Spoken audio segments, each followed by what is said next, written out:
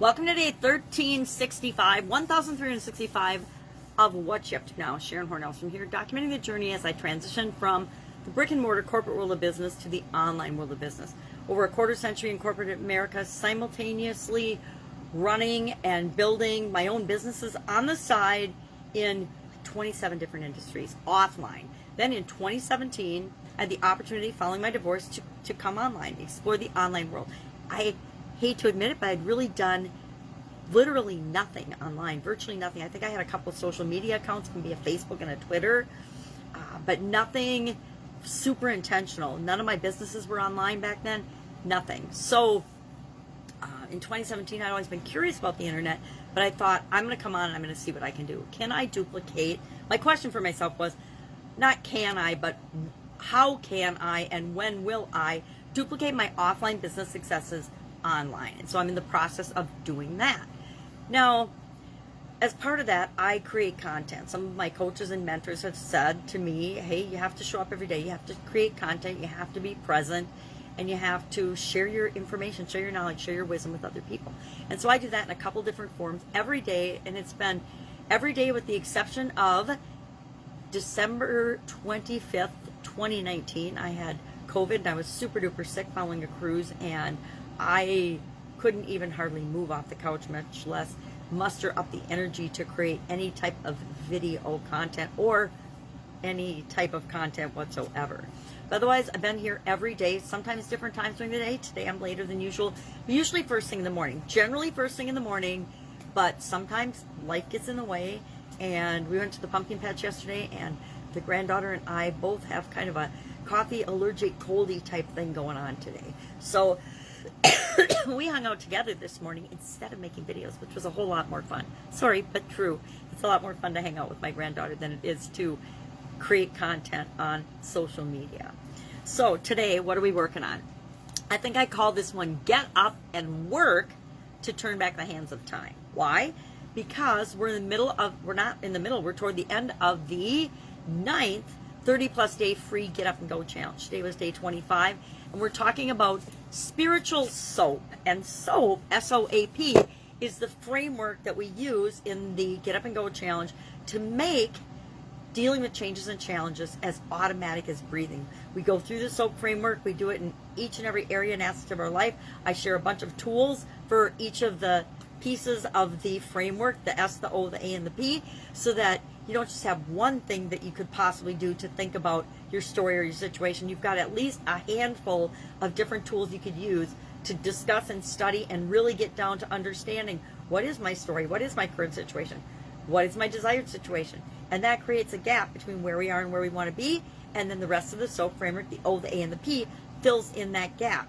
Repeatedly doing it takes it from our conscious mind and installs it in our subconscious. So now we have a framework, a very deliberate framework in our subconscious that automatically kicks in whenever we're faced with a challenge, a change, a setback, a problem, a situation that we've never dealt with before. It automatically kicks in, and we filter our experience through the SOAP framework, guaranteeing that we have a better result coming out of that than before we had the SOAP framework as a tool and as a frame of reference to run our experiences through.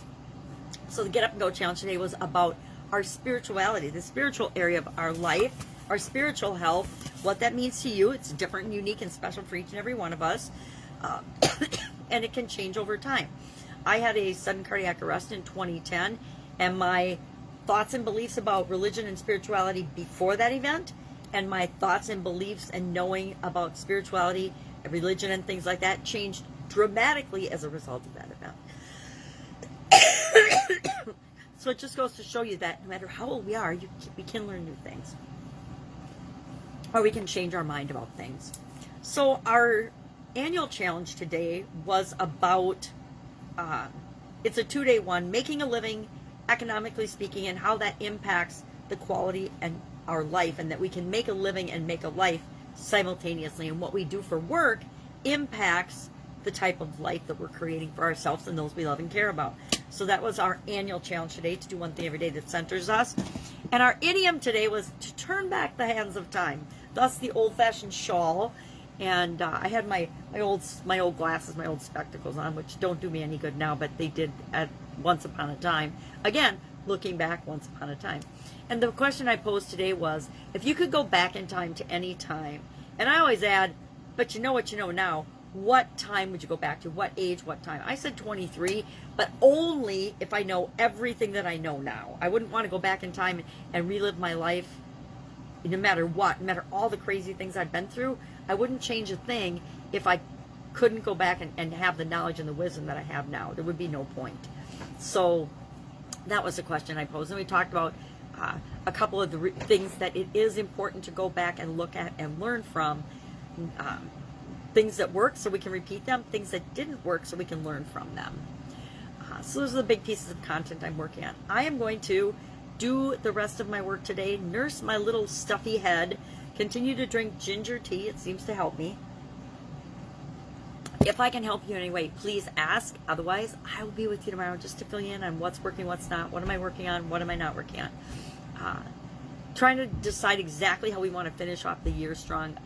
We're finishing up this Get Up and Go challenge, and we'll do it again in December because I committed earlier that we would do it again in December, but that will probably be the last time we do the free Get Up and Go challenge, 30-day plus, in the format that it's in. Any comments or concerns or questions about that, please make sure you message me and ask. Otherwise, have an absolutely awesome Monday, and I'll be with you tomorrow.